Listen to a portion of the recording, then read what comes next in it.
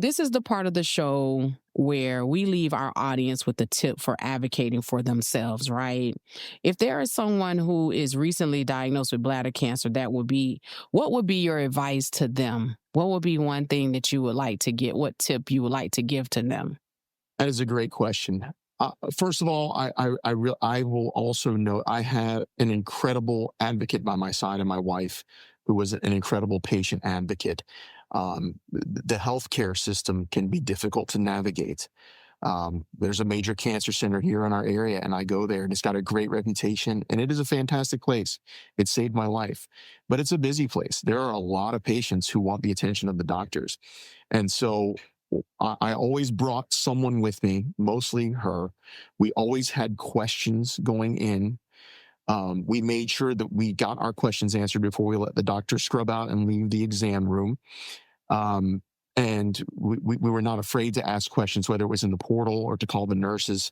And early on after the diagnosis, my first appointment was supposed to be a month and a half away from the diagnosis. Mm. And we took it because that's what they had available. And my wife continued to see me battle. I would go through school days, and I would come home, and I would say, there are 7 periods in the school day, and I went to the bathroom 10 times. I had to urinate because my bladder was so irritated because of the symptoms that I was having. And one day I called her on the way home and said, I don't know how many more days I can do this, hon. Like, this is hard. And she obviously felt my emotions, and she called the cancer center.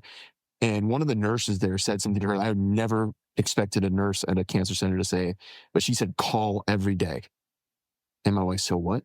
She said, call every day. She said, your husband's in distress. I can tell you're in distress. You guys need to be seen. We have cancellations, and we will not be annoyed if you call every day. Call every day and see if you can get this appointment moved up. And so she literally did. And she got me moved up.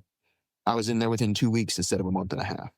And for me, that was huge. So don't be afraid to advocate for yourself in this. You gotta speak up for yourself and you gotta ask questions.